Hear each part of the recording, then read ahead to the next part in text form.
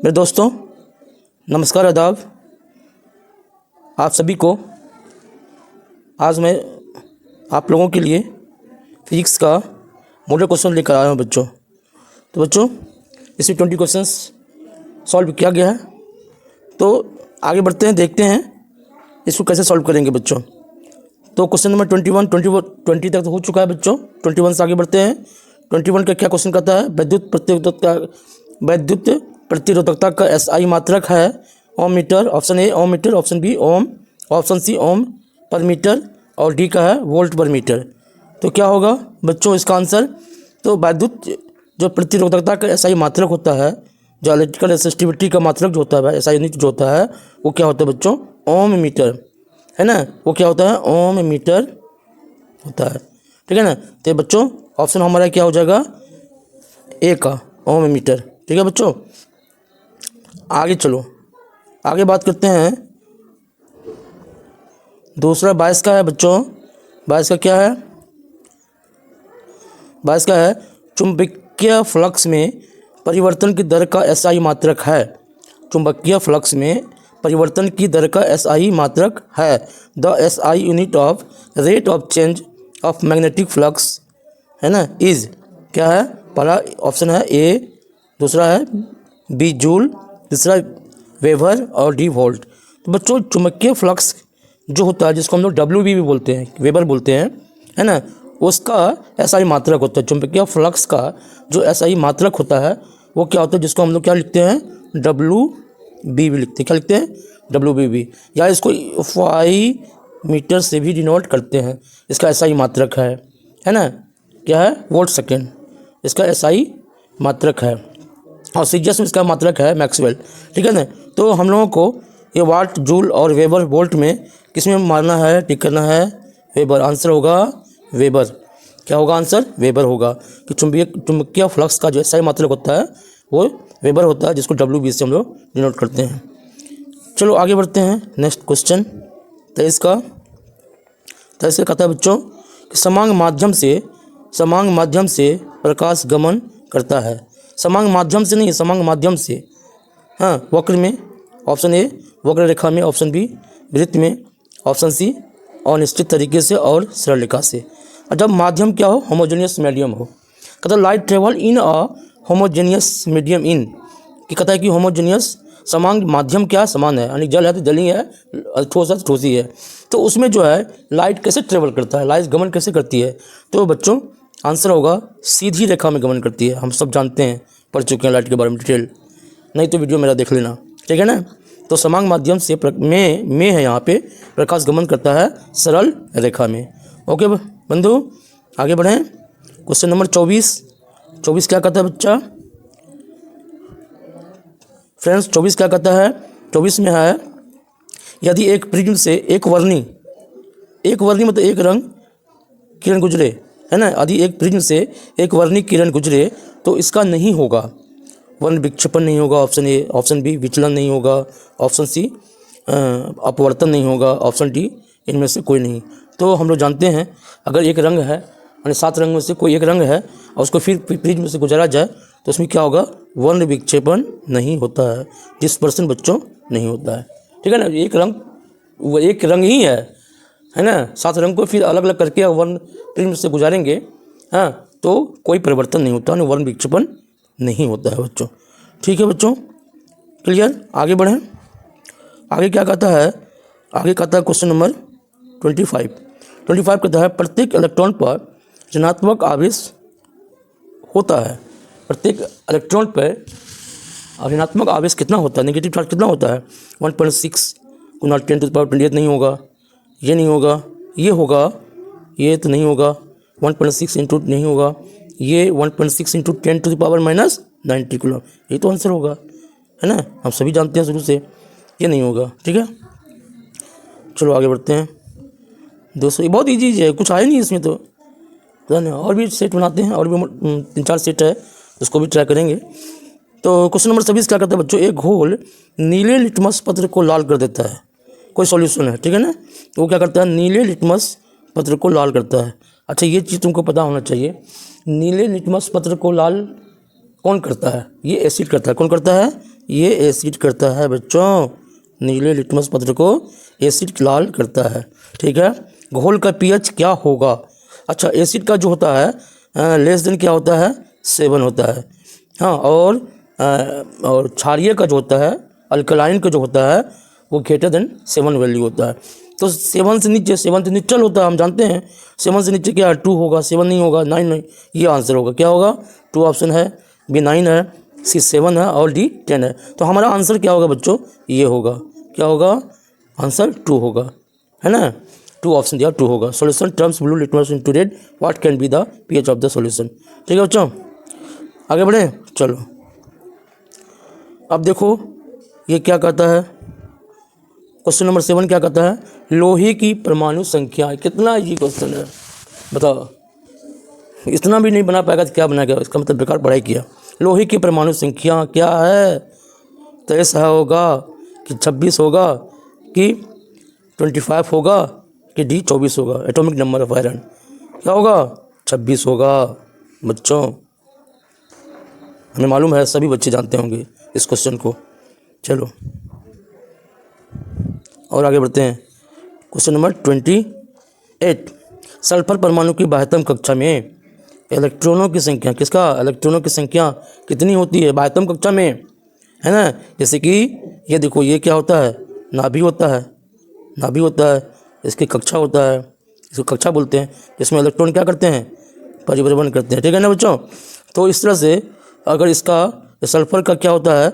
16 होता है परमाणु संख्या। इसका निकालोगे तो 2, 8 और कितना निकलेगा? यानी बाहरी कक्षा में कितने इलेक्ट्रॉन होंगे? 6 होंगे। तो ऑप्शन 4 है, 5 है, सी का 6 है, डी का 7 है। क्या होगा? 6 होगा। यानी कि सल्फर के बाह्यतम कक्षा में इलेक्ट्रॉन की संख्या कितना होगा? 6 होगा।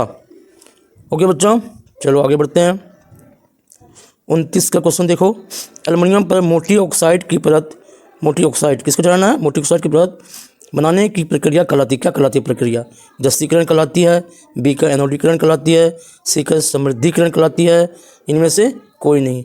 आंसर होगा बच्चों बी, एनोडीकरण। एनोडीकरण क्या है? एक प्रक्रिया है जिसको हम लोग एनोडाइजिंग बोलते हैं। वह एक प्रक्रिया है जिसमें विद्युत धारा का उपयोग करके किसी धातु के सतह पर स्थित प्राकृतिक या ऑक्साइड जो भी है, ऑक्साइड का स्तर को और अधिक मोटा किया जाता है कि नहीं है? यानी कि विद्युत धारा के द्वारा। तो ये इसीलिए किसको बोलते हैं? एनोडाइजेशन बोलते हैं। The process of forming a thick oxide layer on aluminium is called anodizing. ठीक है, चलो आगे बढ़ते हैं। आगे नेक्स्ट क्वेश्चन क्या है बच्चों? कौन सा कार्बन यौगिक सबसे अधिक अभिक्रियाशील है? सबसे अधिक अभिक्रियाशील कौन सा कार्बनिक यौगिक है? CH4 के मीथेन बोलते हैं। और ऑप्शन बी C2H6 इथेन है, C2H4 क्या है? इथीन है, और C3H8 इथाइन है। तो मेरे समझ से ये तो आंसर होना चाहिए C2H4 मीथेन। क्या है? मीथेन, यही आंसर होना चाहिए C2H4। ठीक है बच्चों, ये तो हम कन्फर्म है, जो कि बाकी तुम लोग देख सकते हो। आगे बोलो, आगे नेक्स्ट क्वेश्चन क्या है? अरे भाई हाँ, क्या है? व्यंजक चूर्ण का रासायनिक सूत्र है ब्लीचिंग पाउडर। ब्लीचिंग पाउडर का केमिकल फार्मूला क्या होता है? COH कि CaCl2 CaCO3 CaHCO3 होल 2। तो ये होता है ब्लीचिंग पाउडर का फार्मूला होता है CaCl2। ठीक है बच्चों, चलो बहुत इजी क्वेश्चन है, इसमें कुछ दम आए नहीं, क्या मैं इसमें बताऊं। तो नेक्स्ट क्या है? रासायनिक अभिक्रिया में भाग लेने वाले पदार्थ को कहा जाता है, रासायनिक अभिक्रिया में भाग लेने वाले पदार्थ को कहा जाता है। यानी कि ये हो गया रासायनिक पदार्थ, और ये क्या बनाता है? बी उत्पाद बनाता है ना बच्चों? क्या बनाता है? बी। तो ये उत्पाद हो गया, प्रोडक्ट हो गया, ये रिएक्टेंट हो गया। इसको अभिकारक बोलते हैं, है कि नहीं? तो अभिकारक है उसमें उत्पाद, अभिकारक, ए और बी ऑप्शन सी में दोनों ये नहीं। तो क्या आंसर हमारा होगा? अभिकारक। अभिकारक ही रासायनिक अभिक्रिया में भाग लेता है बच्चों। ठीक है, चलो नेक्स्ट क्वेश्चन है बच्चों, टूथपेस्ट होता है, क्या होता है? बेसिक होता है कि एसिडिक होता है, न्यूट्रल होता है, ऑल ऑफ दिस होता है, क्षारीय है कि अम्लीय है, उदासीन है? तुम ही बताओ, तुम ही पूछते हैं क्या हो सकता है? बोलो जल्दी से बोलो। अरे क्षारीय होता है। क्या होता है, बेसिक होता है।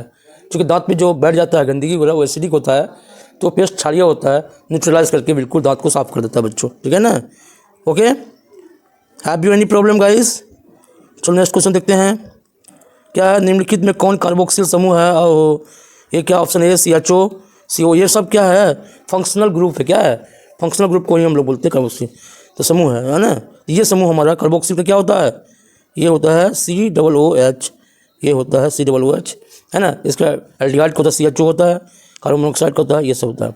तो चलो आगे बढ़ते हैं, कुछ नहीं दम है।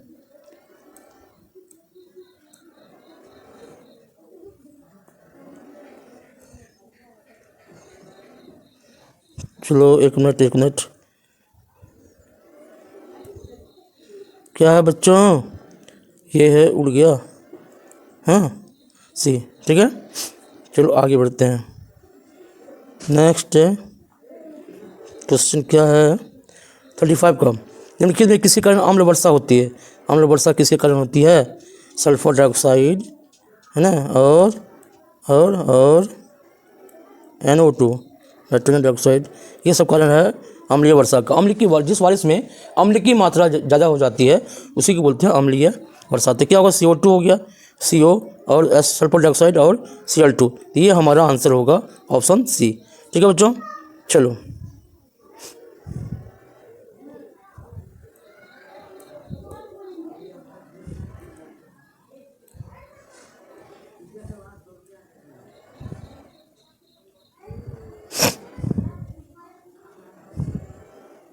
सल्फर डाइऑक्साइड,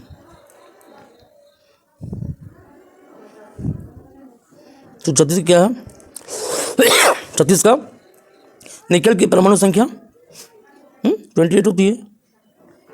निकल परमाणु संख्या कितना होती है, 27, 28, 29, 28 होती है निकल की परमाणु संख्या, ये तो सब जानते हैं। चलो आगे बढ़ते हैं। और आगे क्या है, एक जांच प्रणाली में लिए गए विलयन में एक लोहे की कील को डुबाया गया। एक विलयन है, उसमें लोहे की कील डुबा गया। आधे घंटे के बाद यह देखा गया कि विलयन का रंग क्या होता है, परिवर्तित हो चुका है। उस जांच में विलयन क्या था?